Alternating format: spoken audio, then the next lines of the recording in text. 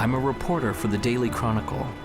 If there's one thing that I've learned throughout my years as a reporter, it's that the end of the story is rarely the end of the story. In fact, sometimes it is just the beginning. This is a story that was the beginning for me. Although we only met for a brief moment and there was only one word exchanged between us, my life was changed forever. Hello, I'm the reporter from the Chronicle. Come in. Thank you. The interview was with Vincenzo Vivaldi, the world's foremost violinist and composer. I admit I didn't know much about him, but I had my questions at the ready. How did he become such a success? How did he create such a legacy? And what inspired him to learn the violin?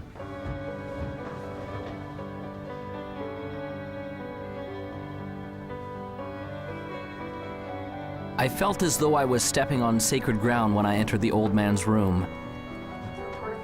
I could feel that his time to depart was drawing nigh.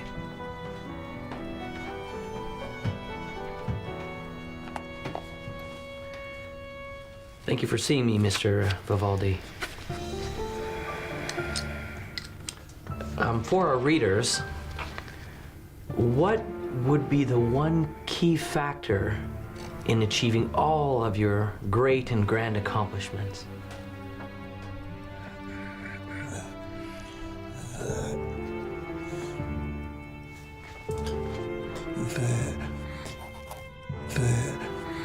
The Opus.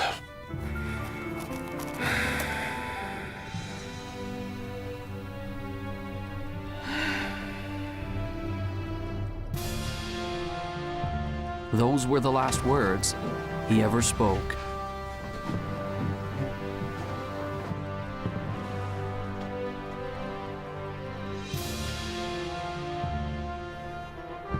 As I left the house that day, I now had a greater question than when I had arrived.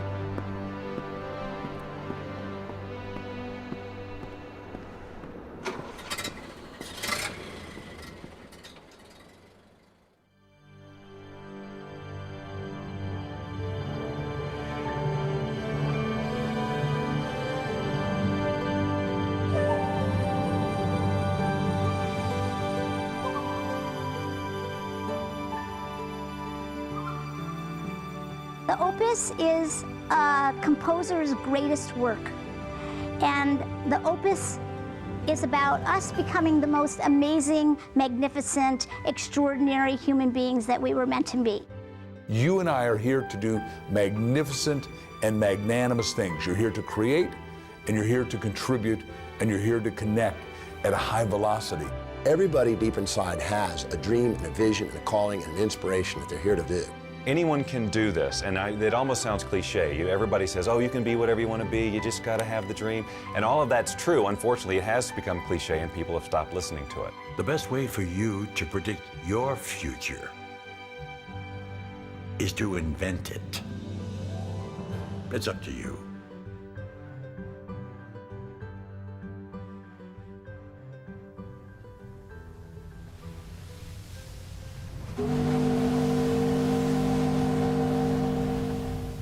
Vincenzo came to America when he was 7 years old. He came from the old country, Europe. When he got on board the boat that would take him to America, he had no idea he was about to encounter two things that would change his life forever.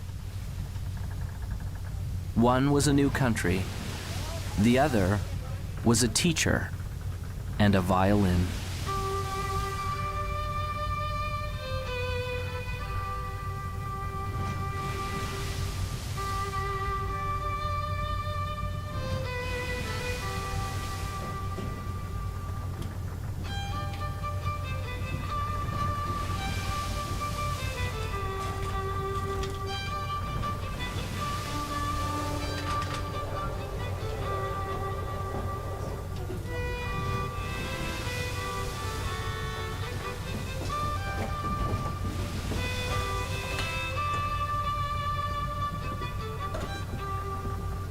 As the boy listened, He was captivated, and in his heart, he knew that one day he would play this song.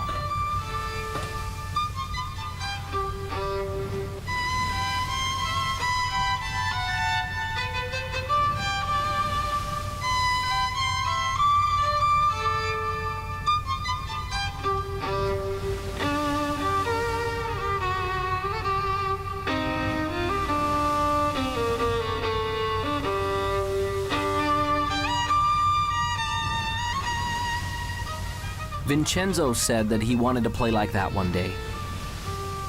Do you really believe that? Do you really believe you can? The old man asked. The young boy replied, yes. That is the key to unlocking your opus. The old man smiled and told him that he had just begun on the road to becoming great.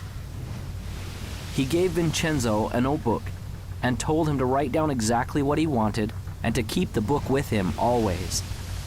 Vincenzo wrote that one day he would become one of the greatest violinists the world had ever known. The old man put his hand on the boy's shoulder. When you get there, don't stop. Remember, your opus isn't what you do, it will be the legacy of what you've become. Vincenzo did not understand. The old master smiled and said, one day you will.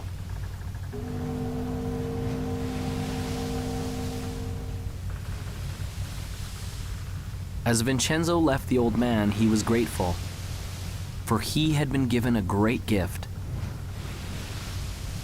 And although he would never know the man's name, the man had changed his life forever.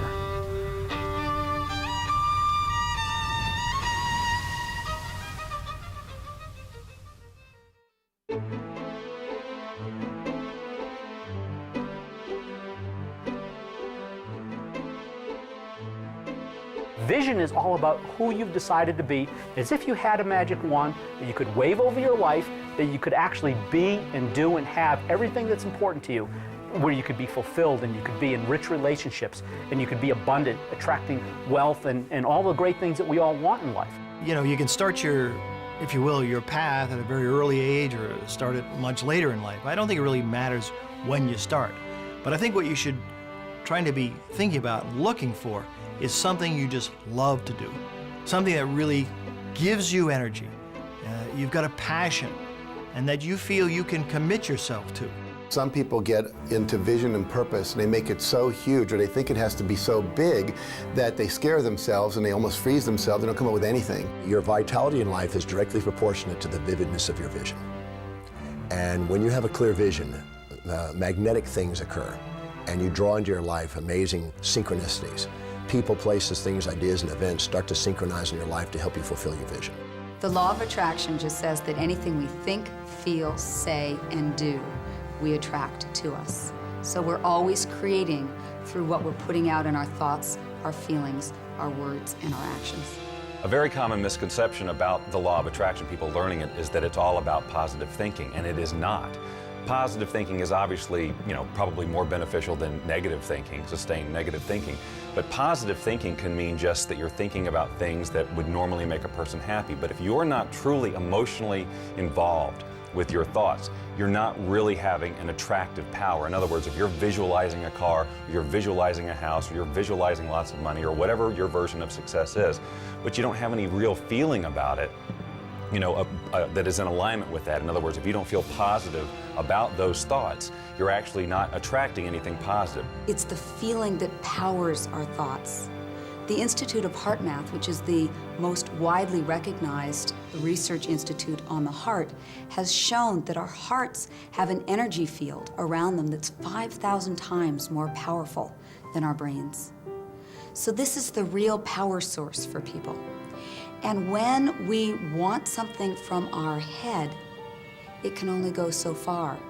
But when we power it with the feeling in our heart, the feeling of knowing that I can get it, the feeling of love behind that thought, then we are moved to the inspired action that will bring us what it is we're wanting. Anytime we set goals that are not congruent with our highest values, we're going to tend to not stay focused on them. We're going to keep going back to what's truly important to us. And so it's very crucial to set objectives that are congruent and aligned with the highest values, because when you do, you don't require outside motivation. You're inspired from within. I work with teens every day. I've worked with thousands of teenagers all over the country. And what I know to help teenagers love and believe in themselves and have that success-driven vision that so many adults have is the very first thing you have to do is be original. Be yourself. Don't conform, don't transform. Find your own original gifts. You have them, you have so many, and lead with those. Belief in yourself is the first step to anything great. If you don't believe you can do it, you're finished even before you get to the starting line. You see it all the time in grade school. The kids line up to run the 100-yard dash. They all start off pretty good, but as soon as one or two of those kids pulls ahead, you see a few in the running literally slow down and sometimes stop. That's because when those kids see someone pick up speed, they begin to doubt that they'll ever catch them. And their brain says, what's the use? And suddenly they believe it here. And everything slows down. I started out in a life of welfare and poverty and became the 25th wealthiest person in America. That would be an extreme that most people can't even comprehend, let alone relate to. And it all started because I believed in my own possibilities. Whatever we believe, we become. I don't really think we know what we're capable of. There's incredible potential in all of us. And I mean in all of us, not some of us, all of us. If you find your passion and that energy wells up in you, and if you can dream and start to get committed to that dream and that vision, then you can be successful and far beyond what you ever thought you could. It is okay to believe in yourself. Start now. Start today. You are the greatest you that will ever be.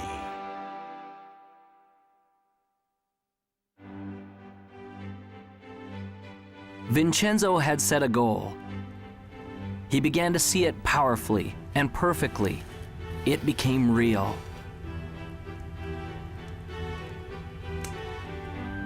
He experienced it in his mind and in his heart. He was living it vividly as though it had already happened.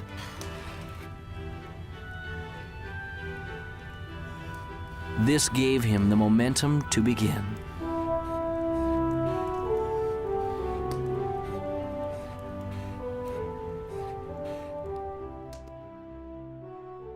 I think that the only way you can get to your goal is by having a clear vision. And I feel that that clear vision doesn't necessarily come from your head, but that it comes up from inside of you. That the more we access our gut feeling, the more that we access our core individuality and listen to what it is that's wanting to be said through us, then we have a clear vision of what we're about. The problem is most people don't really have that clear vision of what success is for them because they've never felt like they were allowed to have that vision for themselves. They always felt like they had to live in to somebody else's idea of what success is. I think one of the steps that people may not do quite properly is that first step of intention.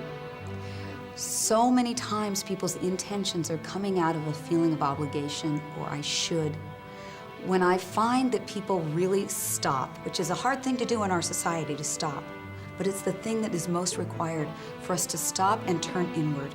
Someone asked me one day, if you could have anything that you wanted, if you could have your dream life, if it could look any way that you wanted it to look, what would it be? And I was stumped, because I was so used to being good at responding to my difficult circumstances that I even honored myself for being able to make the best of a bad situation. So I would constantly have to wait for bad situations to come around in order to identify who I was and to feel my strength to be able to go out there and do something. And so when someone asked me, well, if you could just be on the front side of something like that and just have it be whatever you would want it to be, what would it be? And I couldn't answer the question. I thought, I've got some different kind of work to do. The only way you can get a clear picture of where you're going and to understand what it is that you want out of life, you must silence the restless thoughts that are going through your mind. And you have to ask yourself, what do I want? How do I feel? And where do I want to go? In the 1960s, President Kennedy suggested that NASA was going to put a man on the moon by the end of the decade. And NASA took the plan and they said, okay, what's success look like?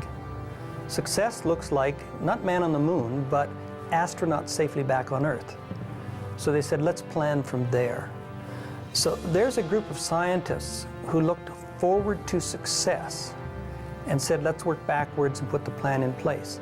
Now, the problem most of us have is we don't have a clear vision of what success is. I started thinking about the creative process of living your life as it relates to creating music, because I enjoy creating music and I always have.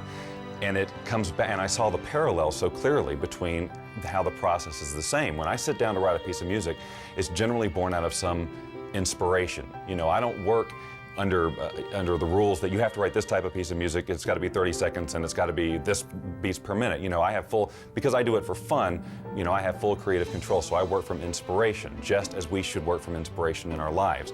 That is what should guide us. That is what it should help us to create our vision, a feeling of inspiration, not someone else's sense of passion or their likes or interests, but our own. I have a philosophy of life, and that is this. Achieving any type of goal in your life is 99% intention, 1% methodology. Is being crystal clear about what you want and the how, the methodology, will show up later. When people talk of clarity, it often gets described as just writing down your goals. The most important element is often left out. That's finding your motivation. If you want to get to your goals quickly, you've got to have clarity on why you want it. What does it mean to you? Why do you need it in your life? And the stronger and more important the why, the more power you will have to pursue that goal.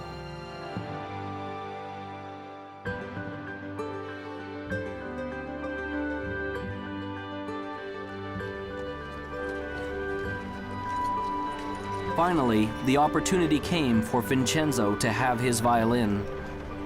The moment he saw it, he knew that he had to have it. A loving mother felt the same way.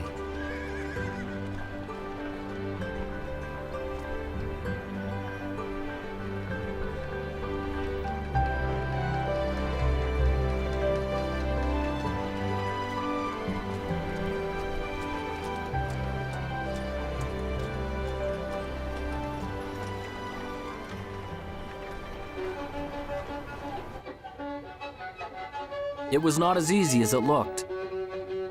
But Vincenzo had made a decision and a commitment that he would learn to master this instrument no matter what.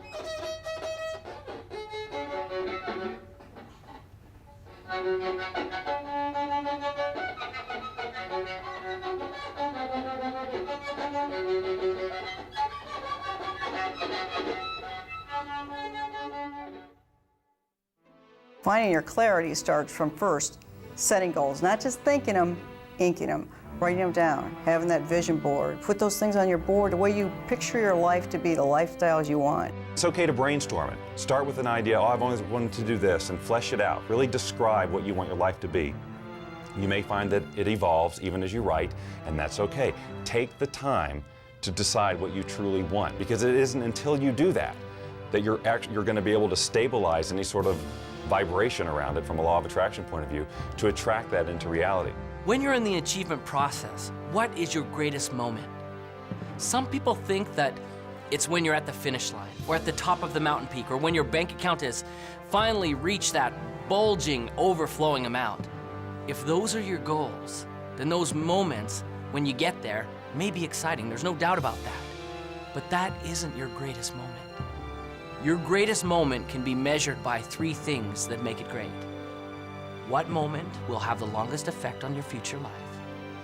What moment will carry the greatest future consequences? And which moment will have the farthest reaching impact on you and those around you? Your greatest moment, therefore, becomes the moment that you decide.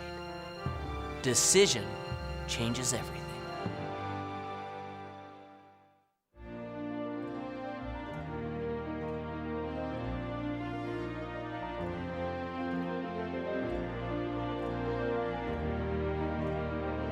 As Vincenzo grew from a boy to a man, he never lost sight of the dream.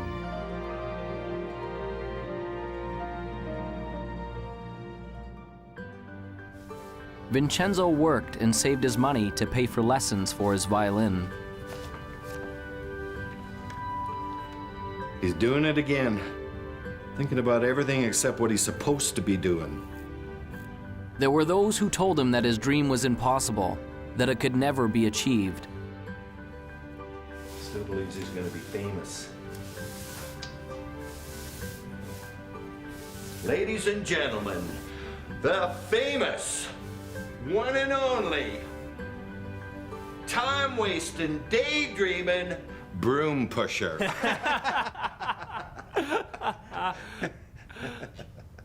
But he remembered the words of the old master on the boat. Do you really believe you can? That is the key to unlocking your opus. Vincenzo! Sweep the floor, boy, sweep! Vincenzo gained courage and continued forward.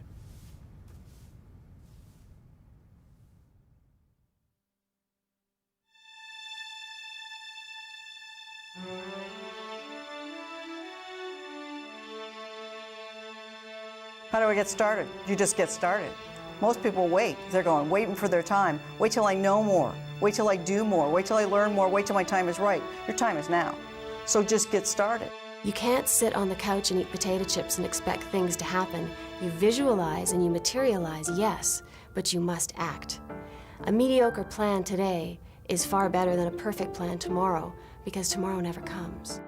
We all know that New Year's resolutions last 30 days or 3 weeks or 3 days or for some people 3 hours.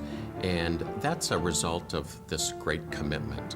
And what I want people to do is to step back and, interestingly enough, to essentially dial it down. Focus on what you can do, not what you could do. If you can't get the big picture, start with the small stuff. A decision isn't something you take lightly. It isn't a wish or simply saying, I'd like to. There will be no power in it until you say with clarity, I will do it, and attach that commitment to some action. What will you do to get things started? I'm a big believer in planning, partly because my first career was in the television industry. And if you don't plan a program, you're asking for a disaster. And that's not to say that you set a plan down that's absolutely rigid, but you put a plan down that you can then change and adjust as you need to when you're going through the production. Same thing with the writing of the music. I start with an end in mind in terms of how I want to feel, but I don't have every note already written in my head. That's what makes this process so fun and creative, because the minute you feel like you have to go here because that's where you said you were going to go in the first place, the song has to sound like this because that was my original vision, you cut off all sorts of possibility. You don't have to know everything before you get started. Top achievers never have all the answers, and they also don't wait for all the answers to come until they get started. They just get started. They don't let questions paralyze them. They understand how to face the unknown and have the courage to do new things without all the answers. They know that the answers will come, and they adjust their course with each step forward that they take. Most of the answers come in the action, not in the calculating. You've got to learn that too. When you're up against the unknown, remember this phrase. Top achievers are not perfectionists. They're improvisers. Get started. It's hard to start. It's scary. And I know I've seen in my own life that some people they're just waiting for everything to be perfect. There is no perfect time. You'd never have a perfect plan. But you need to move forward. If you're convinced and you're passionate, it will develop. Have some faith. It can happen. It will happen. You gotta stay positive, but you gotta keep moving forward. And you gotta keep moving forward knowing you don't have all the answers. I wanted to be a fighter pilot my entire life, but back in 1986, there was an experience which pretty much dashed my hopes up against the rocks. Back in 1986, the movie Top Gun came out, and you'd think that would be a source of motivation for me, but really what it was everybody else at that point now wanted to do the same thing that I wanted to do. Everyone wanted to become a fighter pilot because they all wanted to be just like Maverick. And what I knew back then was I was a pretty average guy. I knew that the people who were ahead of me were smarter, faster, they were stronger, and I thought, man, I'm not going to be able to do this anymore because all these people now want to do what I want to do. You know, we're being honest here, so I'll just tell you, I failed kindergarten. And I don't know if you know what it takes to pass kindergarten, but you basically need to be able to stack blocks and not eat glue, okay? That's pretty much about it. So I failed kindergarten. I know that I'm a pretty average guy, okay? And I look at all these people who are ahead of me and I'm thinking, man, there's no way I'm going to be able to make it. But you know, I followed through with my dreams and I pressed on. And what I realized through that experience was that I may have been in the 5th percentile on the bottom, but the 95% of the people who were above me never took any action. Often people have a great idea and they get excited about it and they go, wow, I'm gonna go do this. But you know something? They don't do it.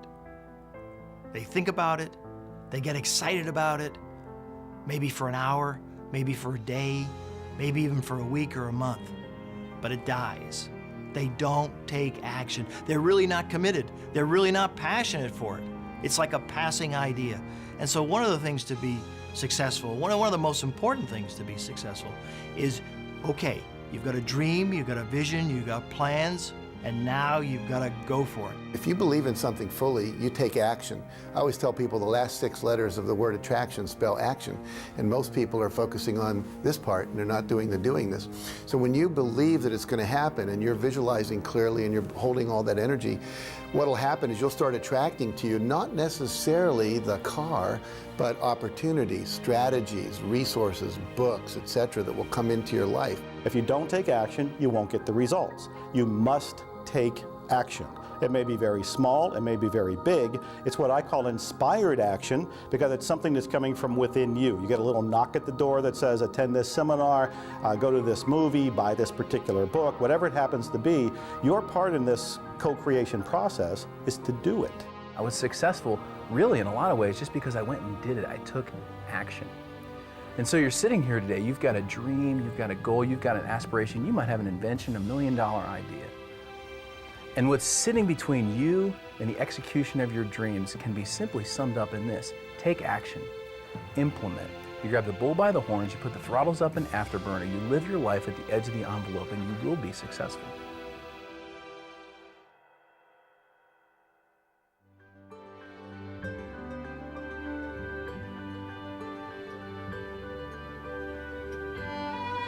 Vincenzo continued seeking additional understanding and education wherever he could, surrounding himself with other masters who could help him find his gift and develop his passion. This required effort and work.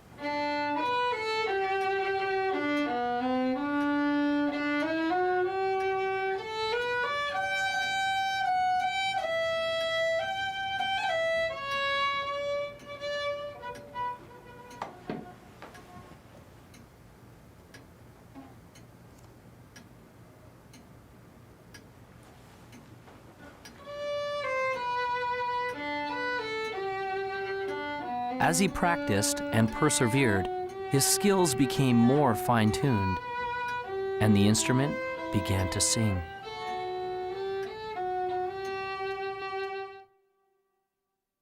Whatever you want to do, whether you're an athlete, whether you're in business, whether you're a pilot, if you want to be successful, there are heroes, there are masters, there are people who have been successful before you who will be willing to teach you how to get where you want to be. You don't need to fly solo in this life.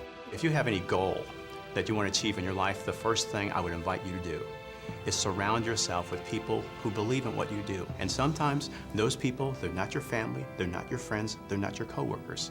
You actually have to create that. You have to create your own, what I call your own mastermind, your own board of directors of people who will support you. My adage is that if I'm ever in a room with 5 people, I want to be the dumbest one in the room. I don't want to be the smartest guy in the room. I want to be the dumbest one in the room. If I'm the smartest guy in the room, then I'm not listening to anybody. Then I think I already know it. Then I think they're not capable of teaching, training, sharing, or giving me anything of value. But if I think I'm the dumbest one in the room, then all 4 of them are brighter than I am. And I can learn from any one of them. And what that causes me to do is to shut up and sit down and get a chance to learn, because most of us are talking so much, we aren't listening. I like the idea of modeling other people's success up until the point where you reach something that, hey, this isn't me. It's not me to model this guy like that. Because if you try, it will not work. You'll send out this really weird field of resistance and things will not work for you, no matter how successful that other person is. So I model lots of people, but not one particular person. I will look for things that they do and then say, I can incorporate that into my plan for sure. This guy over here, no, not so much. This is where I leave him and go to somebody else.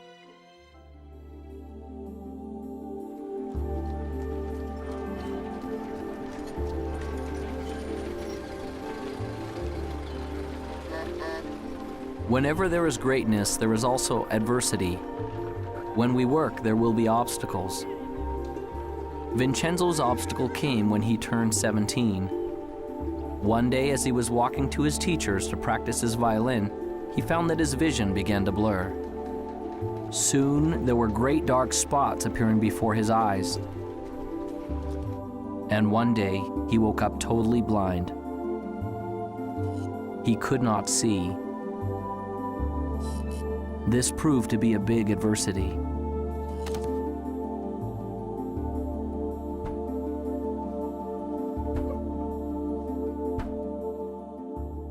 On March 10, 1981, I thought I had the world by the tail.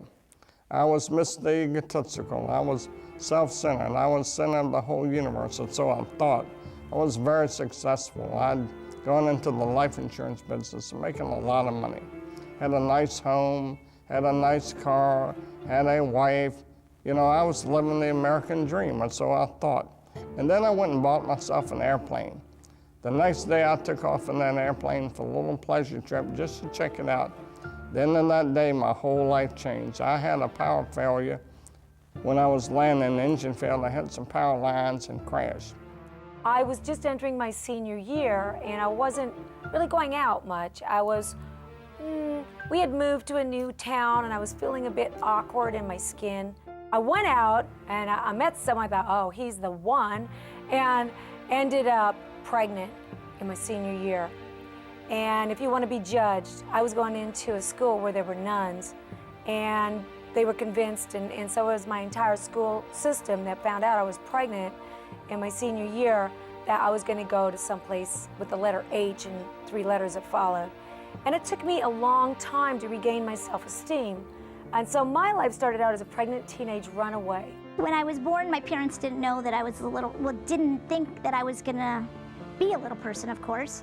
So that was a big surprise. And they had some difficulty with it, some challenges with it. Then I went off to school, and I had challenges with kids there, teasing me, calling me names, stuff like that. 4 days later, I woke up in the hospital. I was in coma 4 days, and I was in bad shape. My neck was broken at the first and second cervical vertebrae, and my spinal cord was crushed. The nerves that control my diaphragm were destroyed, and I couldn't breathe. My swelling for reflex was destroyed, and I couldn't eat or drink. My larynx and voice box were crushed. Every muscle in my body was destroyed. I couldn't do anything but blink my eyes. My bowel, blood, and kidneys didn't have function. I lay there for 8 months in that hospital. All I could do was blink my eyes. The doctor said it was hopeless. I prayed that I could learn something through this experience, and maybe one day I could help others through it. Well, I gave birth to a little baby girl, and I kept that little baby girl for 5 months. And it was a tough 5 months. It was a tough road to hoe. I worked 3 jobs, and I couldn't really make my ends meet. One day I made a decision to place her for adoption. And when I did that, and the lady came and took her away and drove away with my baby, I thought I was the worst sinner on planet Earth. And it took a long time for me to regain self-esteem and to come to know myself, that I was a valuable person and I was a valuable part of this society. And in 4th grade, a turning point came for me, one of the first ones, when I realized that being a little person wasn't something that, wasn't a costume that I could take off one day, that actually I was going to be a little person for the rest of my life. And my friends were now at least 1.5 to 2 feet taller than me. I wasn't just the short kids in the class. I was now significantly different. 8 months later, I walked out of the hospital on my own 2 feet. The doctor said it was impossible, but I walked out of there. But that wasn't the end of the journey. That was just the beginning, because I had 5 more years of intense occupational physical therapy. So I went to work. And when I went to work, I decided I was going to make something of myself. And maybe one day I'd see that little girl again, and maybe I'd be able to be an example, a living example of something wonderful.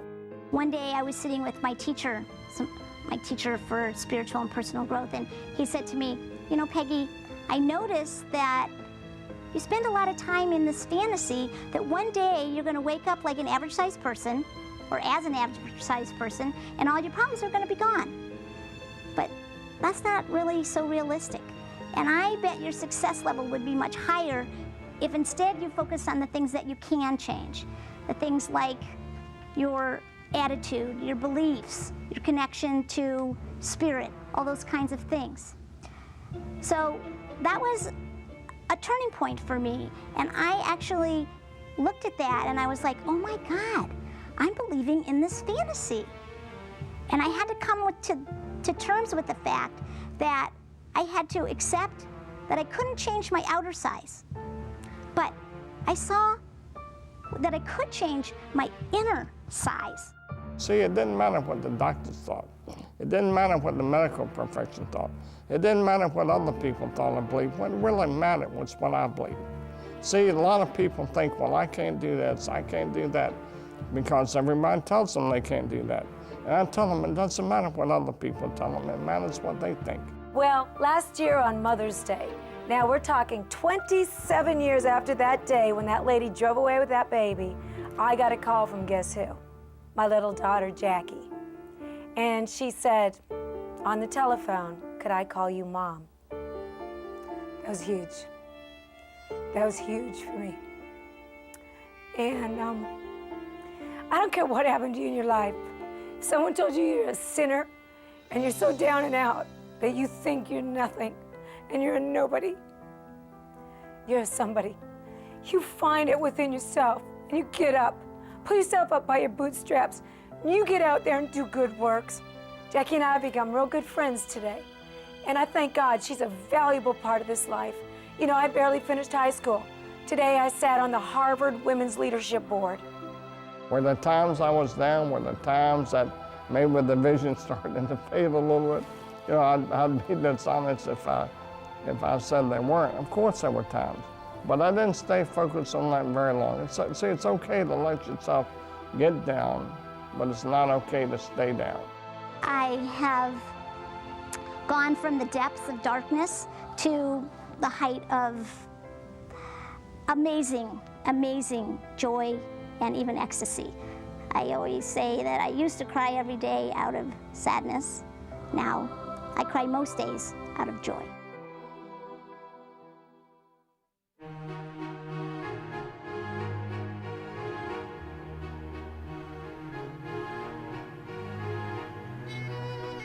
Vincenzo continued to practice his instrument.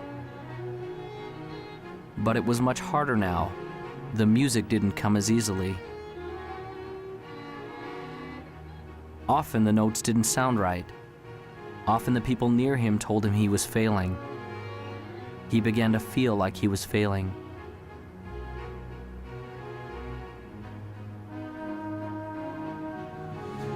I can't.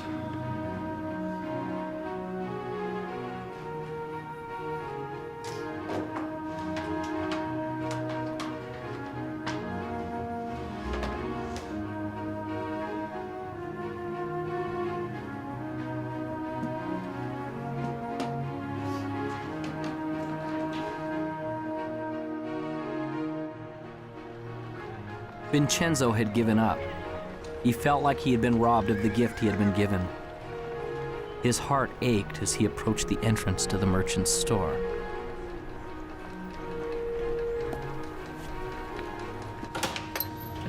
Hi, Vincenzo. A surprise. What brings you here? I'd like to sell my violin. Those were the most painful words that he had ever spoken. Are you certain about that?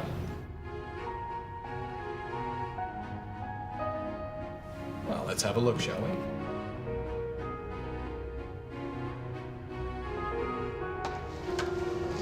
Oh my. Isn't this the same violin I sold you many years ago? And you want to bring it back to me? Yes, I do. Well, I'm certain you've kept it in fine condition. But I really have to know that it works.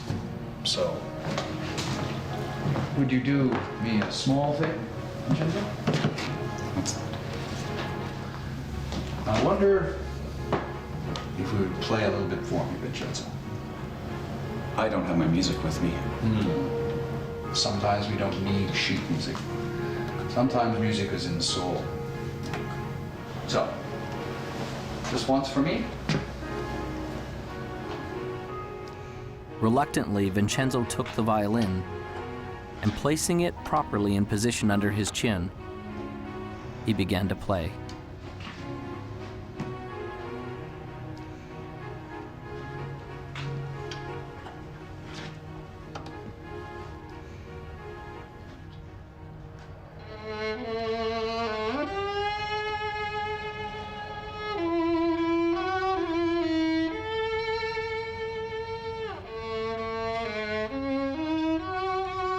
He began playing slowly at first, until his heart began to play the notes. As he did, something magical began to happen. He began to feel the power of the music once again.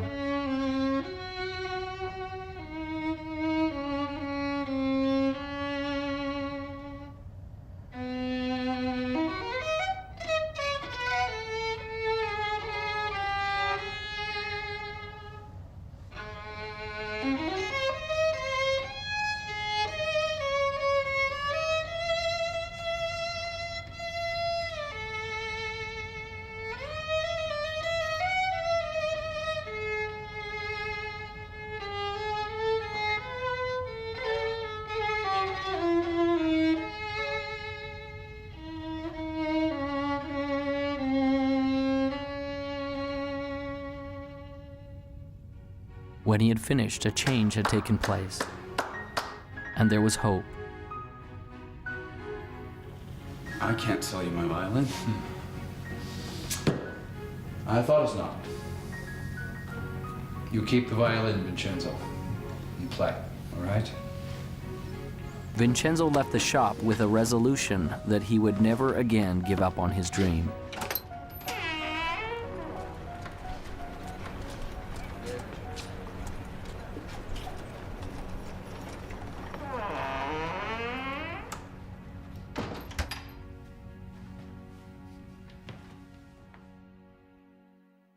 Everybody experiences failure, and if you haven't, it's just because you haven't done anything new. Because everything new requires failure, it's just a fact.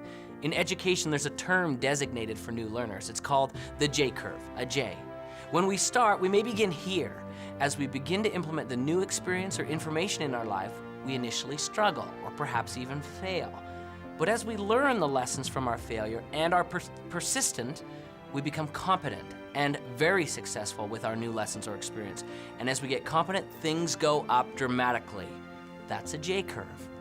Most things in life come to us that way. So as we encounter feelings of frustration, we need to understand that it's normal, and we will get through it if we persevere. There was a software executive who made a huge error, costing the company millions of dollars, and this is a true story. Millions of dollars at this one mistake or one failure he had made. So he went in, he was called in to see the chairman and the CEO, and of course he brought his resignation letter, and he handed it to the chairman, and the chairman said, what are you doing? We just spent millions of dollars educating you. You can't leave us now. Now, not every employer is going to be that compassionate, but the universe is. Every one of us gets rejected, and what you and I need to do as individuals is reject rejection. Make yourself rejection-proof. When Jack and I started Chicken Soup, we spent 3 years writing it, and then we tried to sell it. We went to New York with a great agent, and 33 publishers all said, hit the road, Jack. And then we went to the BEA, Book Expo of America, and we went booth to booth to booth to booth, and 144 people, sum totally, said, buzz off, you guys, that's sappy little stories. They're never gonna sell, they're too nice.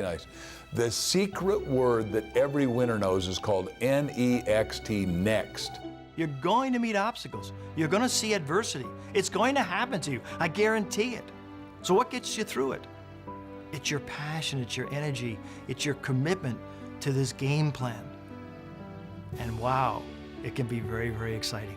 I have never met a successful person who hasn't failed. Never. Not in the course of my lifetime, not in the course of my reading, not in the course of my studying, not in the course of mankind. Have I ever met a successful person who hasn't failed? Now, the difference between successful people and people who are unsuccessful, because we all will fail, is successful people learn how to deal with failures. They learn how to accept it and embrace it and understand it and learn from it. And it doesn't become a negative to them. It becomes a learning. It becomes an education. It's a tuition they paid for the education they got. You get a challenge or something you think is a setback. It's only a setback in your initial perception, and only when you don't stop and look at how it could serve you. See, the master is the one that takes whatever happens in their life, supportive or challenging, and asks how does it serve them and their mission. Because it's never what happens on the outside, it's always how you perceive what's up on the outside. So if you can take a challenge and you say, okay, so how am I going to use this to my greatest advantage, and what are the benefits that I'm going to get from this, and how is it going to help me fulfill my highest values, and how is it going to actually give me a step forward? If you ask that question and answer that question, it's not an obstacle. An obstacle is only when you've chosen to see only the drawbacks without the opportunities.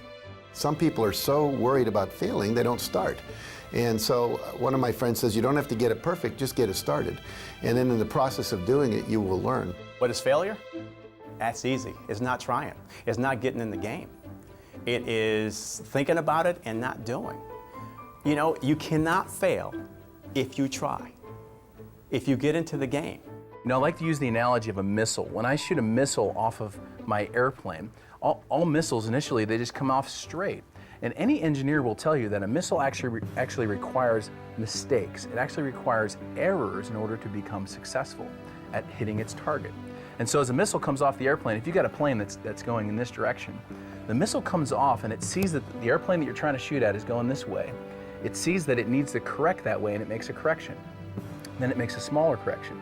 Then it makes a smaller correction, and next thing you know, it hits the target. The same is true with us. You know, we've all got dreams. We all have a target, and we all have goals. A failure-minded person goes down the road towards their goals. They hit that first obstacle, and they go, I'm a failure. I always fail. And they turn around and they give up their dreams. A success-minded person hits that first obstacle, and they go, you know what, I'm going to be successful, and they make a correction just like that missile.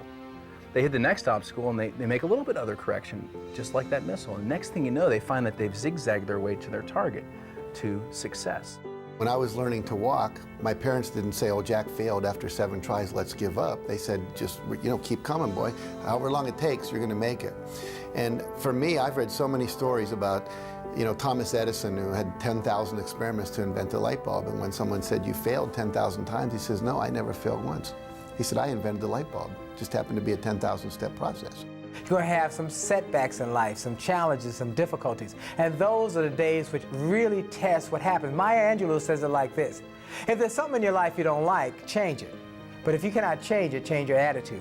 That is why it's critical for you to work on your attitude and start to have a reservoir from which to draw from before you need it, because you're going to have some days which test you, which try you, which really push you to the edge. And those are the days that you need to make sure that you have a positive outlook, a positive inlook, and a positive uplook, that you are thankful and grateful for all things, even the challenging things, because it is through the challenges that we grow, that we stretch, that we start to become all that we can possibly become. In our society, so often we focus on problems and obstacles and challenges and failures, and those kind of things paralyze us. They cause us to stop because we can't really see beyond that. But the truth of the matter is, if we look carefully, we'd see very clearly there is no such thing as a problem. Everything is a puzzle, and there are answers to puzzles. So when you run up against something that you're not sure of, doesn't mean it's a problem, doesn't mean you can't get around it. You just need to find the right answer for that puzzle. I've decided that every single thing that happens is a success. Everything. There's a learning experience, maybe I achieved whatever the goal was, but I'm going to go after something else. I just learn, grow, and go.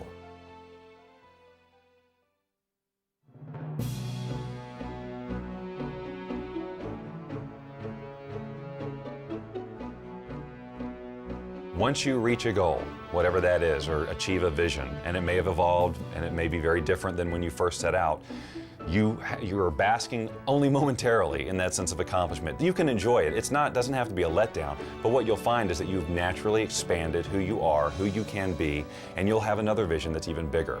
If you want to have like success become an ongoing habit, you know, here I am at the top of my game, 100 million books sold and so forth, For me, it was never about selling books. It was always about making a difference. You can't stop making a difference. You know, making a difference is something that continues forever. It's the little things that you do on a daily basis that get that momentum ball turning. And all of a sudden, after a while, you have so much momentum behind you, you couldn't stop it if you tried. You can have addictions that are actually good for you, that are actually taking you forward in life, that are actually keeping you healthy and happy, and success is one of those. When you start tasting success, you want more of it. Aristotle said, excellence is not an act, it's a habit. So you get in the habit of excellence, and then you can go as high and dimensional and multi-passionately purposeful as you want, which is, you don't want to just do one thing, you want to do a multiplicity of things, because when the game called life is over, you look back on life, the only thing you get to take with you is your memories. So you want to create a basket full of life memories that are worthy of you, that are valuable, that are vital, that are just exquisitely good. The only difference between people who are happy and those who aren't is their habits. So it's really a very simple thing. It boils down to only one thing. What habits are you choosing day in and day out? And the good news is that every day you get a new choice to pick new habits all day long. Every decision you make in every moment is determining the habits that you'll have today and tomorrow and the next day, and the outcomes that you'll have in your life. So if you want a life that's successful, choose the habits of successful people. If you want a life that's happy, choose the habits of happy people.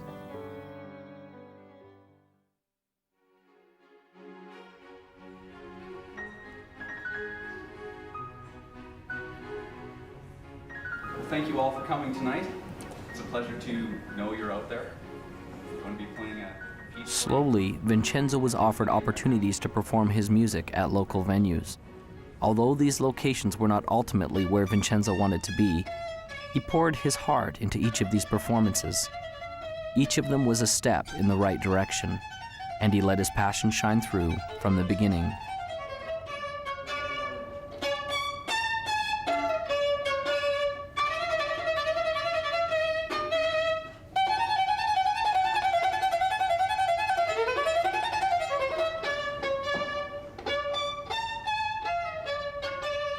As can be expected, this wasn't always easy. There were times he was afraid, but as he faced each challenge and each frightening moment, he seemed to build momentum and increase in his greatness.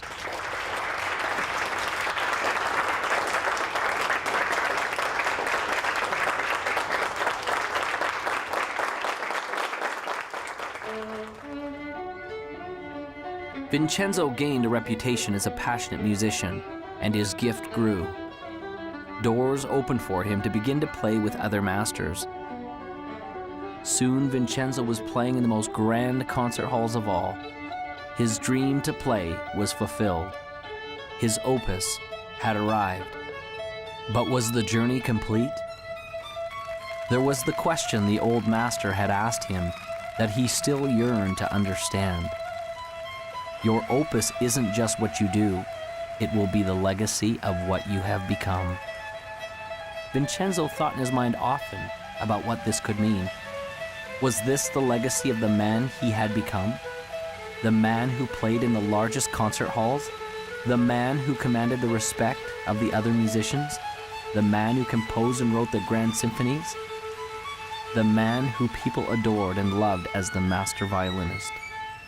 Vincenzo still didn't understand.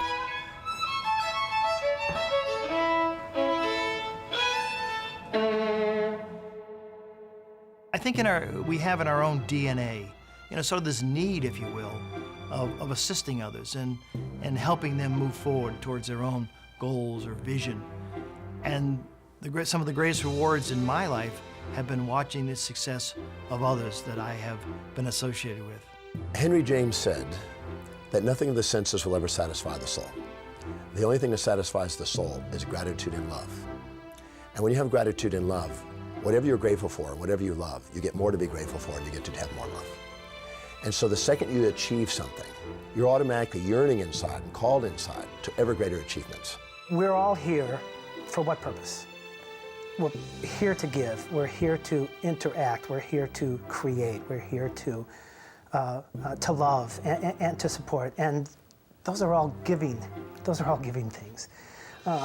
Most of the successful people that I know have a basic fundamental philosophical foundation that says giving back is the key to success. A friend of mine asked me recently, he said, what's the purpose of the universe? Now, no one had ever asked me that. You know, life purpose, corporate purpose, all that. What's the purpose of the universe? And I went back to my physics and I thought, well, what is the universe doing? It's expanding. Ever since the Big Bang, it's expanding. I said, well, is it to expand? And he said, absolutely. And he said, anything you do that helps people, corporations, countries expand, you're in alignment with the universe. And when you're in alignment with the universe, the universe will support you. It'll give you the resources you need. Anytime you cause contraction, you cause conflict, then you're against what the universe is about. When we feel expanded, it's the universe's message of saying we're on course. When we feel contracted, it's the universe's message saying that we're off course. So as we're moving along, we always move towards that which is making us feel expanded. Service, there is no higher purpose. It's all about giving back. When you focus on giving, you receive, and that's how the law of attraction works. Ultimately, what we contribute is a reflection of who we are inside. And the more we contribute back to the world around us, makes us more inside. Think of your happiest moments. Got it?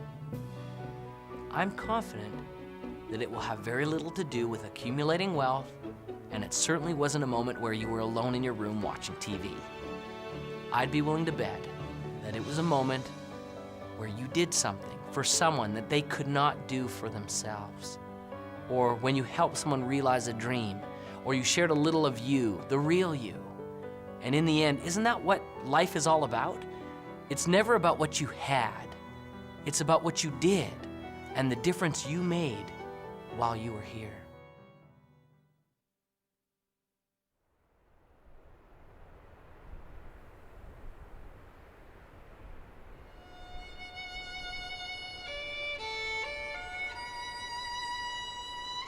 Your opus isn't just what you do, it will be the legacy of what you have become. Vincenzo still didn't understand. Then the lesson came as he was playing his violin in the park alone.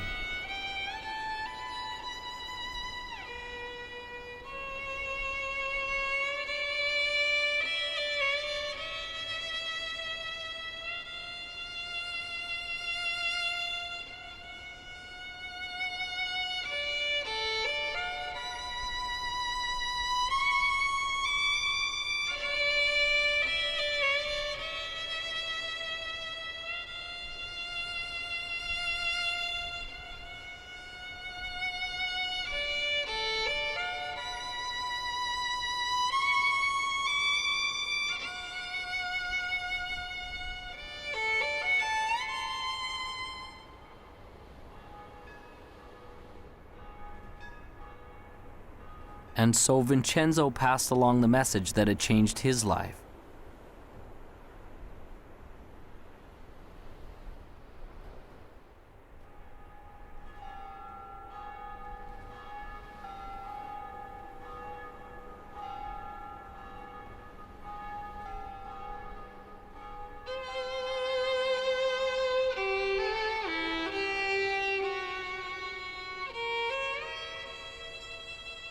As the boy walked away in the snow, Vincenzo finally understood.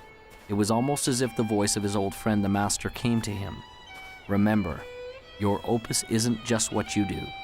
It will be the legacy of what you have become.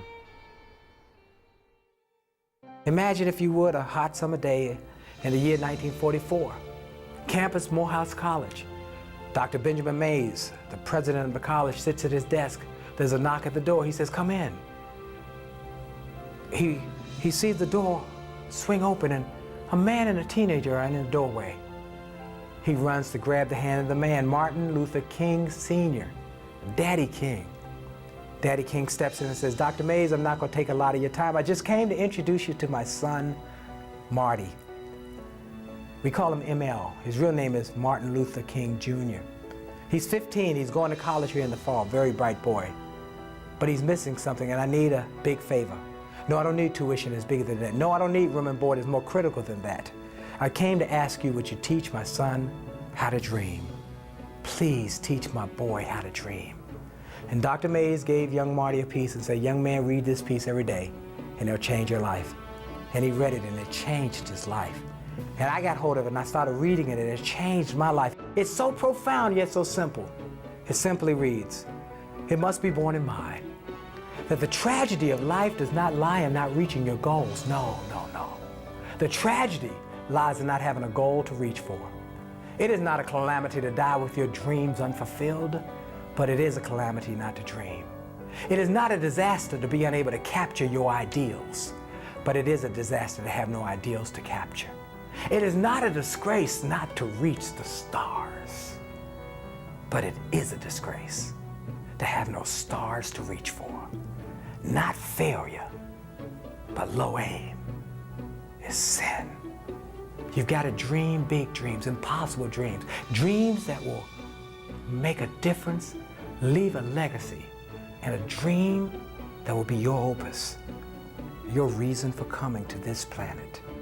I truly believe that all of us are very special. We all have some unique, different, wonderful qualities. We shouldn't compare ourselves to others and say, well, they're so much better. We need to find our own special gifts. And as you find those gifts and you become passionate about those gifts, you move towards those gifts and take action. So if you've been watching the Opus, the time is now to take action. No more praying, no more wishing, no more hoping that great things will happen to you. Move forward, take action, become successful. We are all creating our own opus. We will all leave that legacy.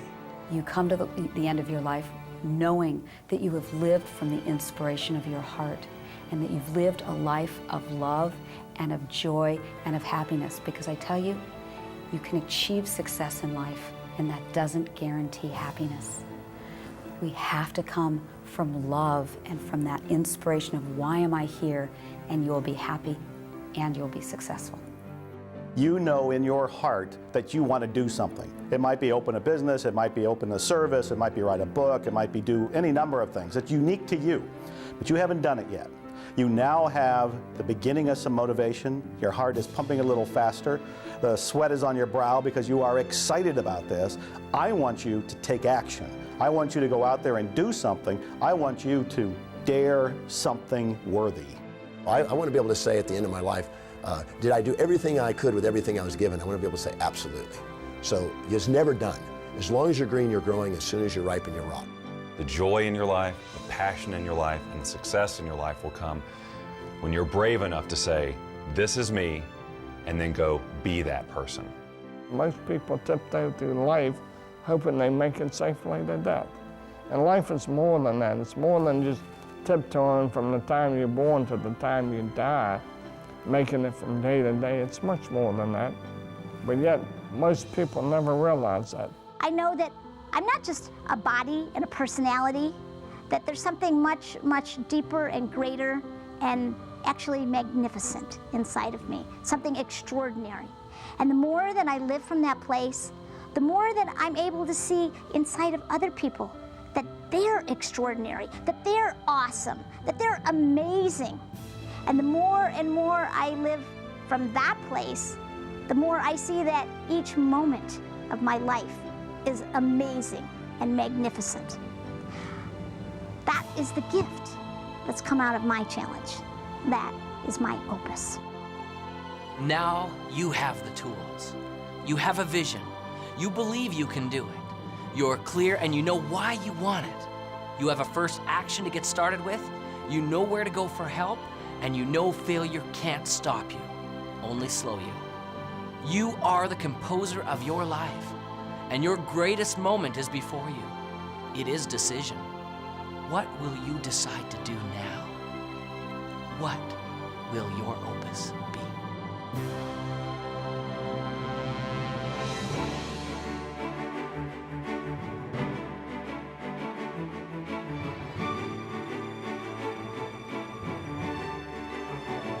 Your opus isn't just what you do, it will be the legacy of what you've become. One of God's greatest requirements with lasting success is to teach the man who possesses it. to teach him about himself, and to allow him to contribute what he has been blessed with back to the world. Vincenzo's music was a great gift to all who heard it. But the true gift was in the legacy that he created in another. This was truly his opus.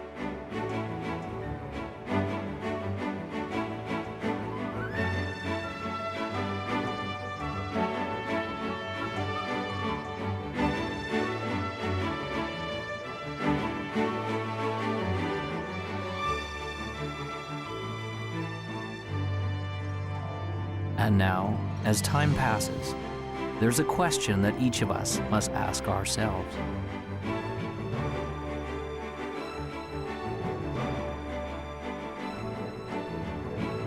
What will your opus be?